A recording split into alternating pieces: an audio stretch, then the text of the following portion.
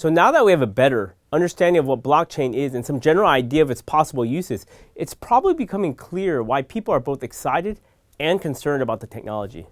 From a trust and accountability standpoint, the anonymous nature of blockchain means that user data and privacy are better protected, at least within the system. But in an ironic twist, blockchain-based markets are also where stolen customer personal data is bought and sold, because law enforcement often have trouble identifying the parties involved. And in a more commercial context, some are concerned that the unaccountable structure from blockchain-based products, like ICOs for example, leaves investors and even in some cases the public at large vulnerable. I think we're only just beginning to understand the incredibly beneficial aspects of blockchain technology. But from a cultural lag perspective, we also realize that probably we don't understand the full extent of the challenges that will arise from its use. So let's look further at a few examples of how blockchain can be used for both good and bad.